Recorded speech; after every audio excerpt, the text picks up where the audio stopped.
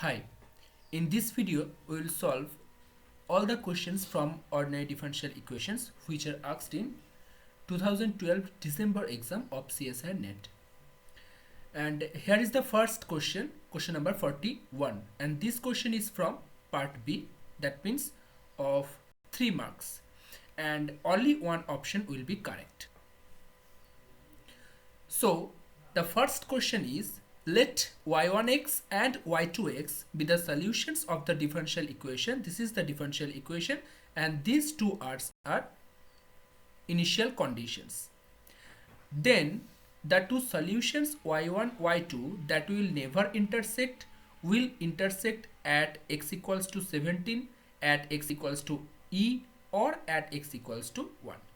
That means we have to find out the intersection point of these two solutions y1 and y2, right? So if we solve the given differential equation dy dx is equals to y plus 17, then solving this equation we are getting yx equals to c e to the power x minus 17, where c is an arbitrary constant. Now since we are given that y1, y2 are two solutions, then from this solution we can easily say that y1x is equals to c1 e to the power x minus 17 and y2x is equals to c2 e to the power x minus 17, right? From the initial condition here given y1 0, this is equals to 0, and y2 0, this is equals to 1. Now we will use this initial condition for the first solution and this initial condition for the second solution. So y1 0 equals to 0, this gives c1 is equals to 17 if we put x equals to 0 in this equation, right? Now so from here if we put c1 equals to 17, so we are getting y1 x is equals to 17 into e to the power x minus 1. Now for the second solution, here is the second solution. y2 0 is equals to 1. This is the second condition. Now if we put this condition in our second equation, so we are getting c2 minus 17, this is equals to 1. Okay, so c2 is equals to 18. So finally we are getting y2x, this is equals to 18 e to the power x minus 17.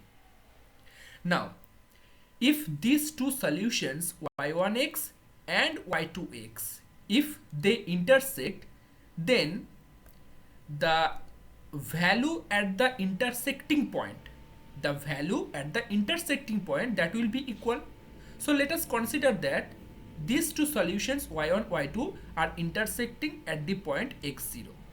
So y1 x0 is equals to y2 x0, and y1 x is equals to this and y2 x is equals to this. Now putting x is equals to x0, we are getting this form. Now 17 is cancelled out from both sides, so we are getting 18 e to the power x0 minus 17 e to the power x0, this is equals to 0. That means e to the power x0, this is equals to 0, and we know that exponential function is never 0. That means this is impossible. That means what we have considered that y1 y2 will intersect at this point, this consideration is totally false. That means y1 y2 that will never intersect. So from options, in option A it is given that y1 y2 will never intersect, so option A that will be the correct option. Next problem, question number 42. Again this is from part B, that means 3 marks, and only one option can be true. Let yt is equals to y1t y2t satisfy this differential equation where t is greater than 0, and y0 this is equals to 0 1. That means this is a 2 cross 1 matrix where A is 2 cross 2 constant matrix with real entries satisfying trace of A, that means the sum of the diagonal elements. trace of a, this is equals to 0, and date of a, this is greater than 0. Date of a, this is greater than 0. Then y1t and y2t both are, we have to find out the characteristic of y1t and y2t. That will be monotonically decreasing, monotonically increasing, oscillatory, or constant functions, right? Now here given that this a, the trace is 0 and the determinant date value is always positive. Now if we have to find out the characteristic equation, and we know that this is the general form of characteristic equation, lambda square minus trace of lambda plus date of a, this is equals to 0. Since trace of a, this is 0, so this part will be cancelled out. So lambda square plus date of a, this is equals to 0. Now since this date of a, this is positive, so let's consider date of a, this is equals to mu square. So what we are getting, lambda square plus mu square, this is equals to 0. That means lambda, this is equals to plus minus I mu. That means we are getting purely imaginary. So we can say that the two zeros of this equation, lambda 1, lambda 2, that will be purely imaginary. And when we will get purely imaginary roots, in that case we will get oscillatory function. That means the solution will be of the form cos x sin x. And cos x sin x, these two functions are oscillatory functions. That means these solutions will be oscillatory functions. So in option C, you can see that oscillating function of t. So option C, that will be the correct option. Next problem. Question number 91. This problem is from part C, that means 4.75 marks, and one or more options can be true. The differential equation dy dx is equals to 60 y square whole to the power 1 by 5, and here x is from positive numbers. Then this differential equation will have a unique solutions, two solutions, no solutions, or infinite number of solutions. Simple problem. By using the simple method of differential equation, we will solve, first we will solve this differential equation. So we are getting, solving this equation, we are getting this form, where c is an arbitrary constant. And here given that the initial condition is y0 is equals to 0. Now putting this initial condition, we are getting the value of this arbitrary constant c. So c is equals to 0. So finally putting the value of arbitrary constants, we are getting this form, y to the power minus 3 by 5 is equals to minus 36x. And rewriting this form, y to the power 5 by 3 is equals to 36x. And this form or these solutions will give infinite number of solutions. Okay, so in option D, you can see here infinite number of solutions. So option D, that will be the correct option. Next problem, question number 92. This problem is from Green's function. The solution of the differential equation d2y dx2 is equals to fx, and x is from open interval 0, 1. The two conditions are given, y0 is equals to y1 is equals to 0. And the solution is given by yx is equals to integration 0 to 1 gxj fj dj, where gxj is, these four options are given. This gxj, this is our Green's function. So basically we have to find out the Green's function. Before finding the Green's function, first of all we have to check that this differential equation will exist Green's function or not.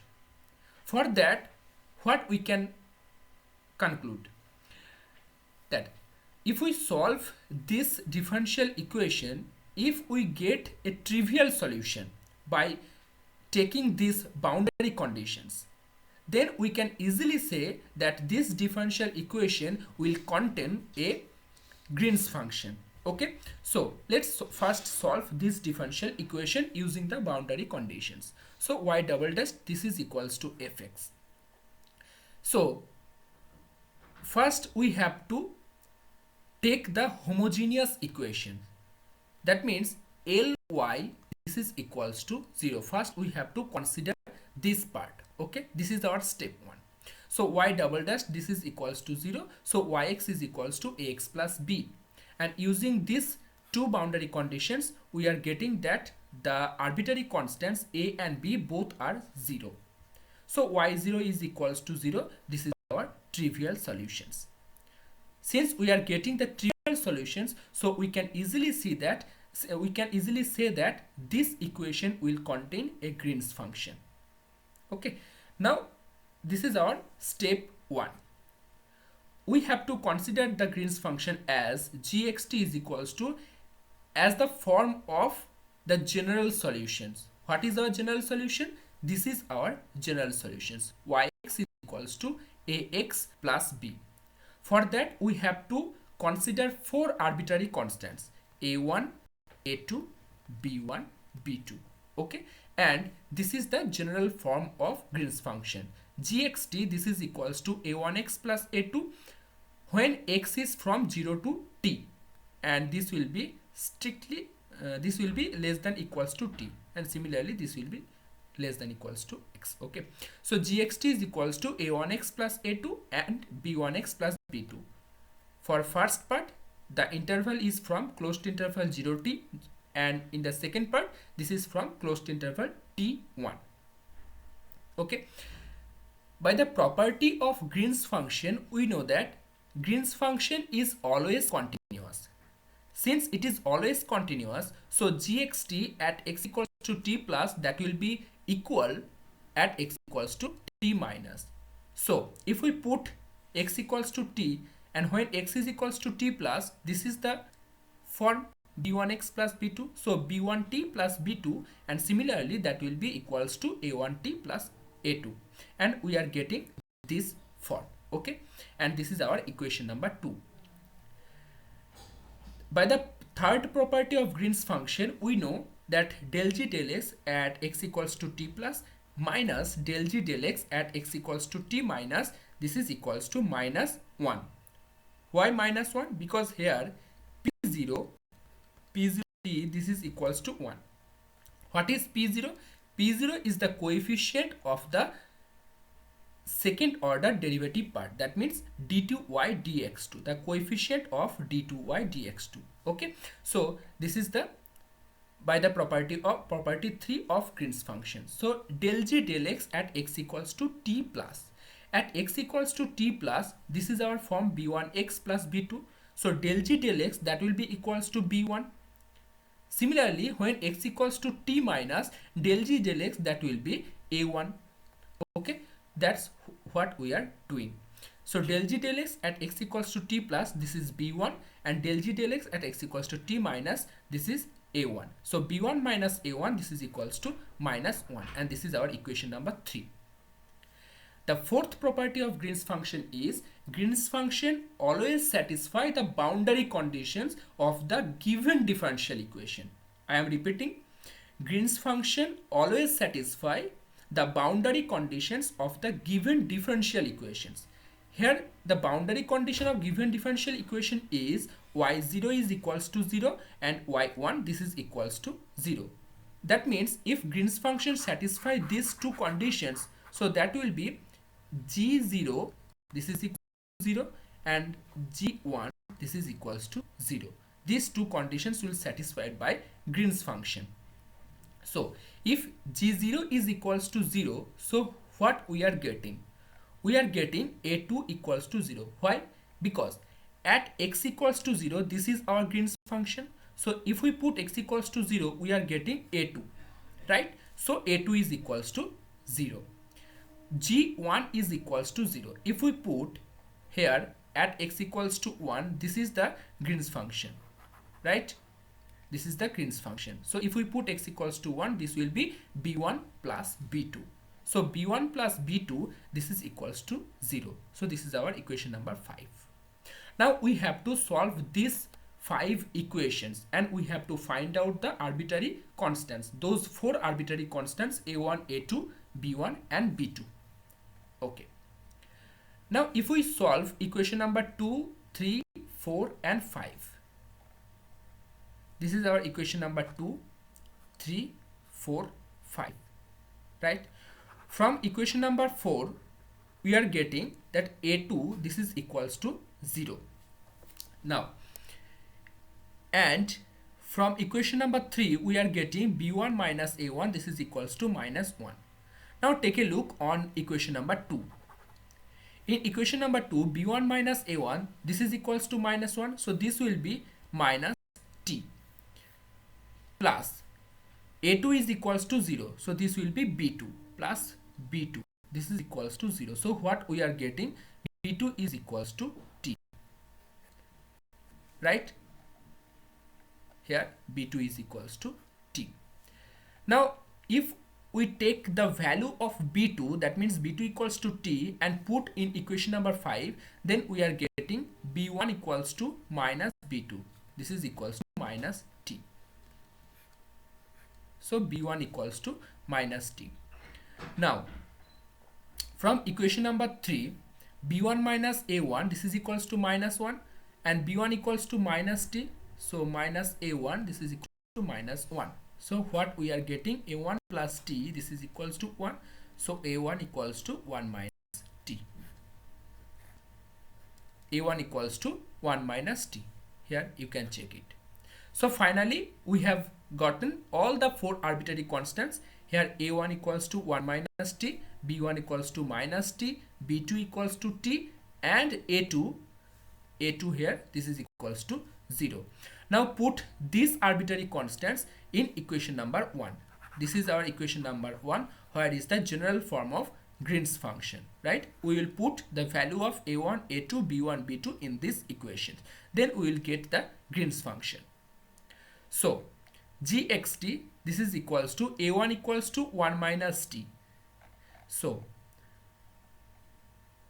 here gxt this is a1 equals to 1 minus t into x, so this will be x into 1 minus t, and a2 is equals to 0.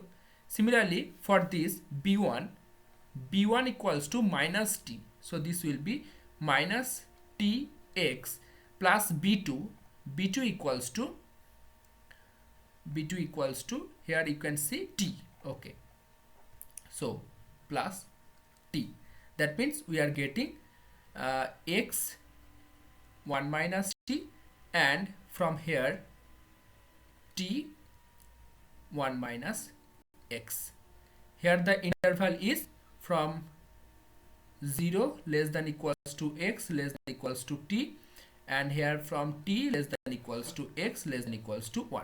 This is our Green's function, x 1 minus t and t 1 minus x. Now check the options. Here in option 1 you can see gx xi this is equals to x xi minus 1 when x is less than equals to xi x minus 1 when x is greater than xi. So option 1, that will be the correct options. We have taken t in place of xi. Okay, so option A is the correct options. So all the questions from ordinary differential equations I have solved in this video. If you like this video, then please share it with your friends and stay with us. Thank you.